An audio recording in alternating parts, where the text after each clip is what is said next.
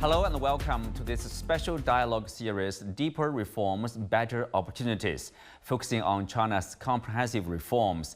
For over 4 decades of reform and opening up, China has transformed from an underdeveloped nation into global economic powerhouse, becoming the world's largest manufacturing hub and top trading nation. As China embraces a new development paradigm, it continues to drive global economic growth and attract foreign investment.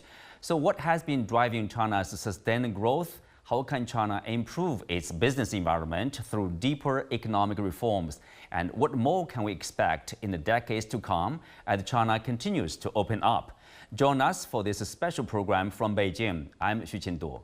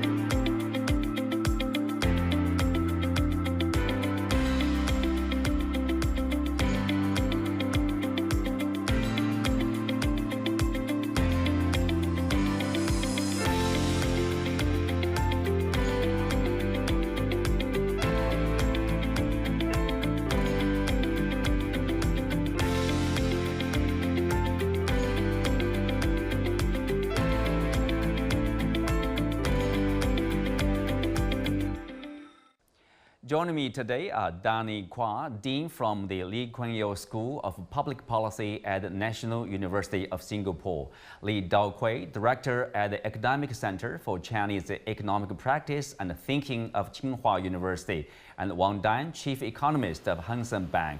Welcome to Dialogue. Danny, I will start with you. We are talking about the reform and opening up. Of course, there are numerous figures, but one impressive one is, China has been the largest trading nation of goods for a consecutive 7 years. What are the factors behind the success of trading of the Chinese? I think there are, as usual, 2 sets of factors. One on the demand side, one on the supply side. On the demand side, the world was ready for this kind of a performance from a powerhouse like the Chinese economy. Because remember, until very recently, the world operated on 2 grand principles: economic efficiency and comparative advantage. And China delivered on both of those. So through the disciplined workforce, through continuous improvements in productivity, through continuous improvements in process, China stood up to what it was needed to do. But I want to say that while it was doing this, it was also a big surprise for many people. And that's part of the shock in the system, because it wasn't that long ago that many observers, especially in the West, never thought that China would be capable of doing something like this. The standard thinking was that China's population was too large, its GDP per capita too low for it ever to become the industrial giant that it is. There were cultural biases. There was a view that China was filled with rule-bound rote learning only, that it could never be creative in technology. And so China has surprised on the upside, even though we can think of these demand and supply factors. Looking ahead, this environment has changed, and I'm sure that we will be discussing how that environment will continue to evolve. But I think the answer to your question is that the world was ready for it, and China stepped up on the game. Mm-hmm. So Wang, obviously, in the very beginning, in terms of manufacturing, in terms of export, China basically made shirts, shoes, clothes. But now, obviously, what China exports is different from previous times. And is that kind of also part of the shock, maybe? It's certainly a grand transformation that has beat many of the China Watch's expectation. Because previously we considered China as the manufacturer or the factory of the world, but mostly towards the lower value added of the supply chain. But now it's the knowledge intensive, higher value added, and the supply chain is no doubt the cornerstone of the global market.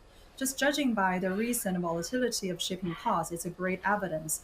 Despite of the overcapacity acquisition of China, the supply has been quite steady, not just in the lower value added goods, but also industrial inputs, also higher value goods. And that has been China's strength. And it's not only that, it's also the services sector. We have seen the export of telecommunication and IT services is way more important than before. In 2000, it was only 1% of the service export, but now it's 20%. And that's also on the rising side. Well, obviously, it's not only about export. If you look at this import, its imports, here is some figures, have increased from 1.8 trillion US dollars in 2012 to 2.56 trillion US dollars in 2023. China continues to host many trade fairs like Canton fairs, but in particular, Daokui, to you here, this China International Import Expo in Shanghai every year. It's kind of unique, China seems like stressed very much about buying things from the rest of the world. Tell us more about that. Why it's important, the trade fairs to the Chinese economy, to the Chinese trade, but also the focus on importing goods and services from other countries here. Well, inside China, people have realized one important thing, that China as an economy is a high savings economy. That is, corporates and households have put aside a huge proportion of their income to savings. So by implication, as economists, we all know that China is a big exporter of many things. So as a policy consequence, people have already realized in China that China has to make special efforts to boost import in order to combat the tendency of excessive trade surplus. So that's the background of the China import-export, right? So this is about 6-7 years ago, China announced that, to the surprise of a lot of observers of the Chinese economy. But this shows us that the policymakers in China do listen. They do understand economics, and they do want to address concerns of trade partners. They do want to balance China's trade, despite the huge amount of savings of the Chinese economy. So the key word, I think, is called cooperation, right? Without the cooperation between China and the rest of the world, China's rise and the world's benefiting from China will not continue. So this, I think, China CIE, the China Import-Export, is very significant in its policy implication, more so than just the amount of increases in import. It shows an attitude of Chinese policymakers to try to address the concerns of the rest of the world. Mm-hmm. Well, Daokui, you just got back from the States. You were there and you met people from that country. So you do think like probably the expos, the trade fairs, bring the Chinese Americans face to face and talk about business opportunities, investment opportunities, so that will help probably reduce some of the, let's say, misunderstanding or the concerns. Absolutely. Okay. Actually, when I was in the States, I was pretty much shocked. Because this is the very first trip I made to the U.S. Since the past 5 years. Okay, so I was very shocked. What is shock? The shock is that the policymakers or policy researchers in the U.S. overall, let me be very frank, overall are pretty aggressive about China. Even hawkish about China. Okay, so they have a whole set of rhetorics claiming that China violates these rules. China has been becoming more aggressive. China has become a big problem for the U.S. and U.S. economy, so on and so forth. However, when I step down from the podium, when I step down from the panel, from the panel discussion, when I meet people on the street, when I meet people in the audience, most of the people are very friendly. Many people told me, oh, I'm doing business with China. I went to China for this. I went to China importing this. I outsourced something from China, and I'm selling my products to China. So really, this shows, when I go there, this really showed me that the people-to-people contact, the face-to-face exchange, and the CIE, the China Trade Import Exhibition, really has been working. So these things are really working for people on the street. And I have a strong belief that when more and more people come to China, trade with China, and study in China, have a tour in China, will one way or the other convey their opinions to the policymakers in the U.S. In fact, in the forum I participated in the U.S., many people told me that in your panel, talking about the U.S.-China relation, in your panel, the policymakers are not representing the real interest of the U.S. We want to change. We don't agree with them. So I was very surprised. Nice to hear that. One day, of course, in addition to the expos, the trade fairs, China also established the free trade zones. By 2023, there were 22 free trade zones in the country.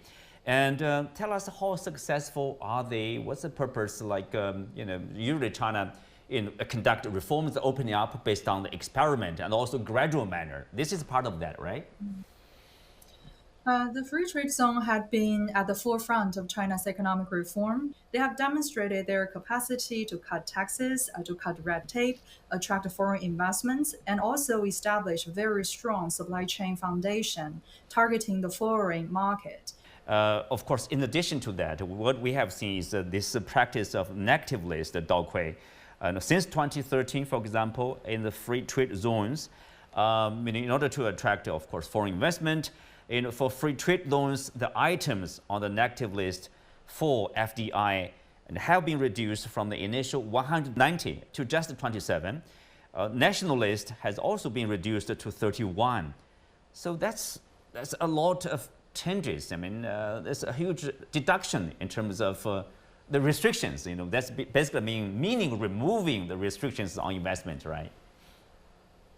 That's right. Okay, the free trade zone actually is really meant.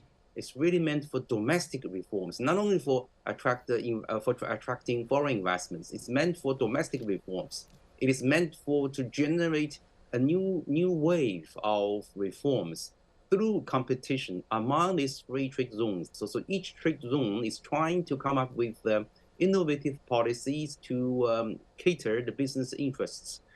So this is the very importance of the free trade zone. So let me add one thing that is that's being very frank. Okay, what is so far China has been trying very hard to attract foreign investments, and to a large extent, China has been very successful even after the COVID. And as Danny just mentioned, that people-to-people exchange is very important. This is why China unilaterally has announced that they will waive visa requirements unilaterally for 14 countries. Usually, in foreign relations, usually you do it on equal footing, right? That one country waiver visa requirements for Chinese, and Chinese will do the same for the other country. But this time around, no, one way. It's one way. China initiated this process that I want to give up the visa requirements.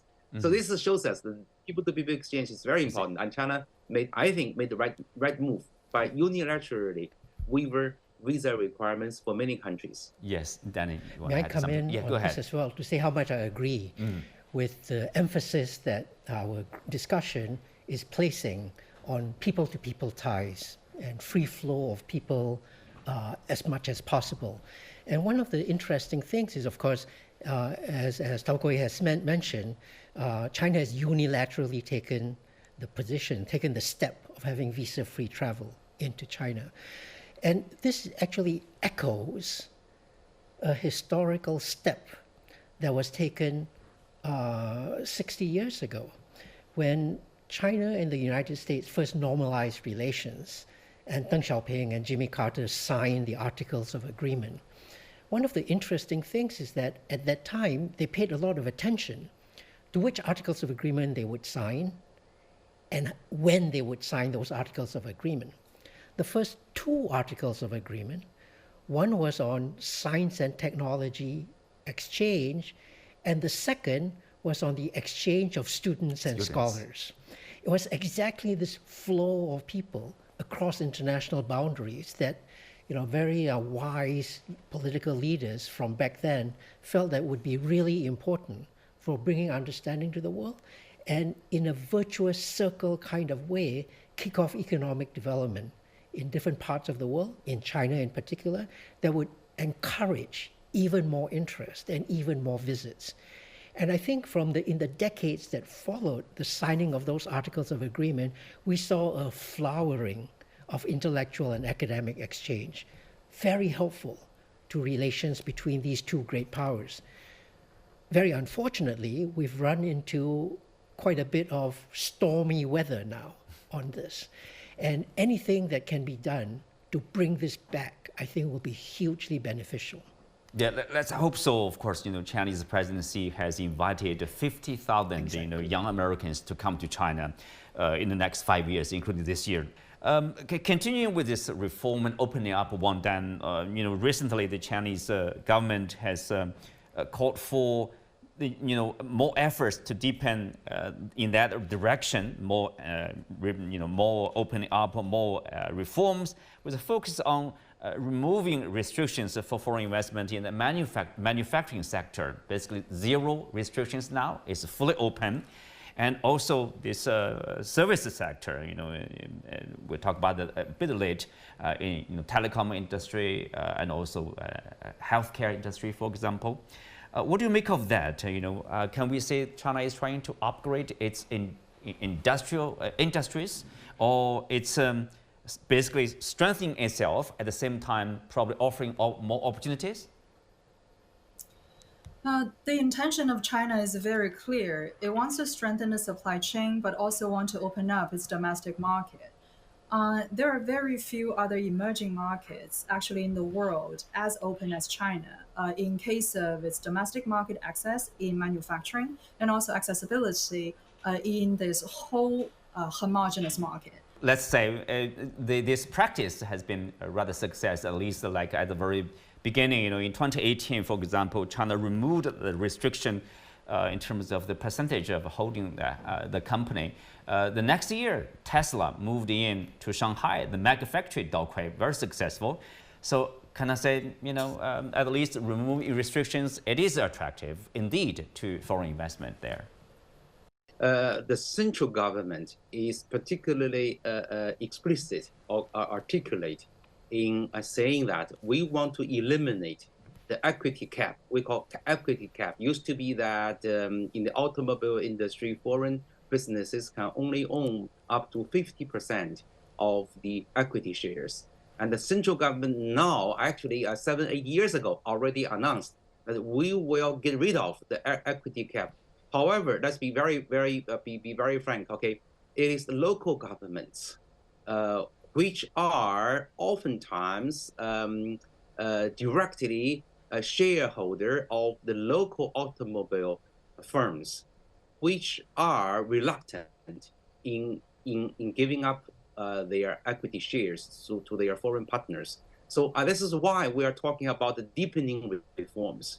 By deepening reforms, we're talking about the concrete, item by item, action items, agenda. All right. So this is one example that China's deepening reform should implement the policy intention of the central government to the local governments. This is an ongoing process. I'm not saying that we're done. I'm not saying China is done. Okay, China will have to push for more reforms. Local governments have to be much more open-minded. I have to to come to implement the central government's policy intention. Mm-hmm. Well, Daokui, speak of that. The central government is also, frequently talking about, we are moving from, say, the opening up of, say, free flow of goods and services to the next level. They say institutional reforms. Tell us what's institutional reforms and how important is the transition? Oh, certainly. Okay, we are seeing a Chinese economy growing around 5%, but the actual potential for growth is higher than that. Okay, for example, gave local governments part of the value-added tax, based upon how much actual consumption the local residents do.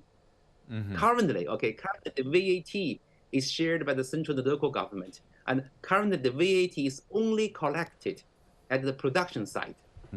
Right, at the production in Beijing, BACI, right? The Beijing Automobile Bike, Beijing Automobile Industrial Corporation, right? The bike produces a lot of cars, and then the bike BACI contributes a lot of tax revenue to the Beijing municipal government. However, Beijing as a huge center of automobile the buying center, right? Beijing does not benefit from its consumption of automobiles. Right. Yeah. Should be like more attention or more policy, more measures on on the other side. That's the consumption. With that in mind, of course, long-term development. We're talking about this huge market, 1.4 billion people, Danny. Like 400 million. So middle-class consumers there. Of course, the government is looking at, as they say, quality or new quality productive forces. What does it mean to China, to the world? Yeah, the world values that China is such a successful, large, growing economy. $18 trillion GDP, even if it grew at just 4.5%, which is historically low, even if it were just that, every 4 years, it would create a new Indian economy, just in 4 years. That is amazing. And when the outside world looks on this and says, here is a huge market that we would like to participate in, they look forward to that. The world, China, America, needs to figure out how we navigate a China that is so big, whose every action is magnified in the eyes of so many people around the world. So that is how I think the world views this 1.4 billion people, 500 million middle-class consumers. What about integration, bring countries together, like RCEP? It's a regional comprehensive economic partnership, includes ASEAN countries, China, I think Japan, Korea, New Zealand, Australia, Asia, East Asia, Southeast Asia. Yeah, I think that, in my view, in my estimation, is a hugely successful enterprise.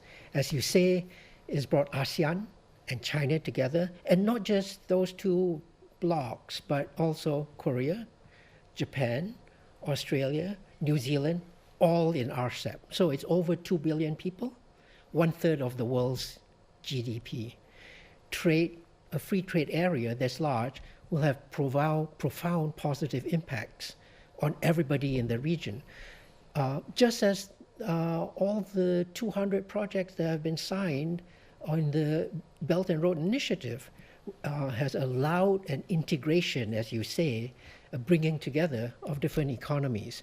But here, we need to make sure that as we move forwards on this, everybody understands and is able to adapt to the changes. Earlier, we were talking about how the challenge of trade is, yes, potential imbalance, but it's also making people realize that if prices move against them, there are ways to repair that. Right? We all need to work together to help those who have been disadvantaged by trade to actually climb back into the global economy.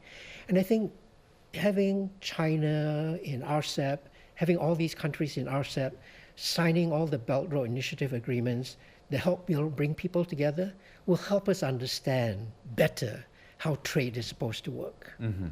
Well, look forward, of course, in the near future, 5 to 10 years.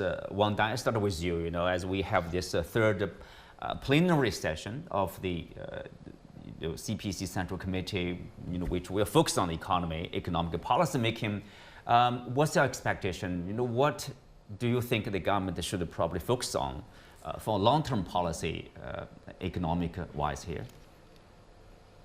I think there are two things that the industries are anxiously watching and people are expecting major changes. One is about financial system reform. In China, it's mostly about commercial banks. Because in the past, there was a lot of speculative element in the commercial banks' behavior. They're not really targeting to help the real economy. And another thing is about tax revenue. It's going to be a long-term process because it would involve a redistribution of the fiscal revenue between central and local governments. Also, it involves certain types of increase in the tax base in terms of a consumer tax, for example, or value-added tax. Okay, some very specific expectation policies there. Briefly, Daokui, any expectation out of the third plenum? Concrete policies to stimulate consumption. Okay, consumption is what the Chinese economy needs. Also, consumption is direct. It's a direct means to enhance people's happiness, right? This is nothing is more important than consumption. Okay, Danny, briefly. Okay, so I think there are three areas, and my three areas complement what Daokui and Wang have said. Mm-hmm. So, I look at the real side of the economy. So I think the three areas. First, modernization and technological innovation in the economy. Hugely important as the entire world moves digital and green. It will be a completely different world 5 years from now compared to 5 years back. China will want to be in the lead on that since it already has a lead on many of these technologies. Second, as Daokui has said, consumption matters, but I would also add common prosperity, shared development. That will be hugely important to restore not just structural changes in the economy, but to restore confidence in the people. And then third is this long-standing balance between the market forces and state direction. The whole world is moving into a period of greater industrial policy, where many governments now have the view they have a good insight on where technologies need to go. China has long had experience on this, and we need to continue to, I think the outside world is looking to monitor how China's plans continue to navigate between what gets determined by the market, which is good for the outside world and good for China, and what needs to be done at an industrial policy state level, which is good for sparking new industries, but then stepping back to let the forces of competition again take hold. So those three things. Very specific policy expectation. On that note, we come to the end for today's show. Many thanks to our guests. You can also find us on the CGTN app on YouTube. I'm Xu Qinduo. Thanks for being with us. See you next time.